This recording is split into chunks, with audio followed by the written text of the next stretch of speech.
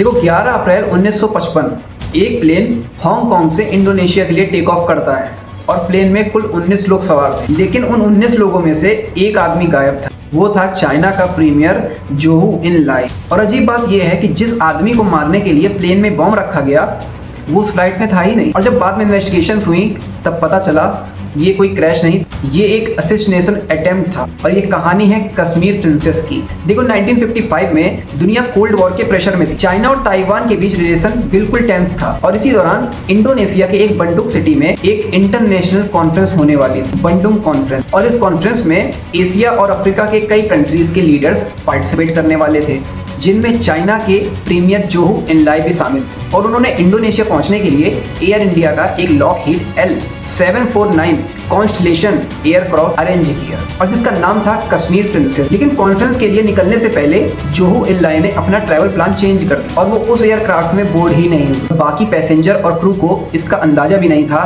कि वो जिस फ्लाइट पर बैठे हैं कुछ ही घंटों बाद वो एक इंटरनेशनल असैसिनेशन का टारगेट बनने वाली है। अब देखो 11 अप्रैल 1955 को कश्मीरी प्रिंसेस हांगकांग से इंडोनेशिया के लिए टेक ऑफ करती और उस प्लेन में चाइनीज डेलीगेशन के मेंबर और जर्नलिस्ट समेत 19 लोग मौजूद थे। और फिर एयरक्राफ्ट नॉर्मल चल रहा था कि तभी अचानक एक एक्सप्लोजन होता है और प्लेन के एक इंजन में आग लग जाती है और वो फायर धीरे धीरे स्प्रेड होने लगती है। और क्रू ने कंट्रोल करने की बहुत कोशिश करी पर प्लेन ज्यादा देर तक हवा में नहीं रह सका और वो एक समुद्र में जाके क्रैश हो गया। अब इसमें 19 लोगों में से 16 लोगों की मौत हो चुकी थी, सिर्फ 3 क्रू मेंबर्स ही इसमें बच पाए थे। अब इन्वेस्टिगेटर्स के सामने एक सबसे बड़ा सवाल था कि आखिर प्लेन क्रैश कैसे हुआ। और जब इन्वेस्टिगेशन हुई तब एक शॉकिंग पॉसिबिलिटी सामने आई कि उस प्लेन में बॉम्ब प्लांट हुआ। मतलब ये मैकेनिकल फेलियर या नॉर्मल एक्सीडेंट नहीं था, ये जानबूझकर प्लेन को डिस्ट्रॉय किया था। और टारगेट पता है कौन था?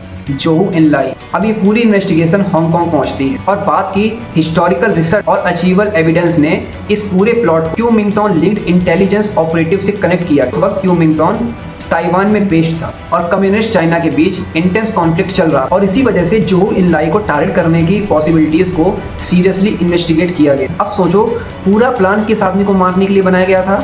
जोहू इनलाई। पर क्या उस प्लेन में था? नहीं। मतलब असैसिनेशन का टारगेट बच गया पर कश्मीर प्रिंसेस में मौजूद 16 लोगों की मौत हो गई। इसी वजह से कश्मीर प्रिंसेस का इंसिडेंट सिर्फ एक नॉर्मल क्रैश के नाम से नहीं जाना जाता। ये कोल्ड वॉर के दौर की एक फेल्ड असैसिनेटेड प्लॉट की कहानी, जहां एक बदला हुआ ट्रैवल प्लान शायद एक प्रीमियर की जान बचा लेगी पर एक सिंपल फ्लाइट इंटरनेशनल स्पॉयलेज की हिस्ट्री का हिस्सा बन गई। अगर ये कहानी तुम्हें पसंद आई तो इस वीडियो को लाइक करना, शेयर करना, कमेंट करना और इस पेज को फॉलो करना। मैं तुम्हारे लिए ऐसी हिस्टोरिकल कहानियां लाता रहूंगा। तब तक के लिए जय हिंद।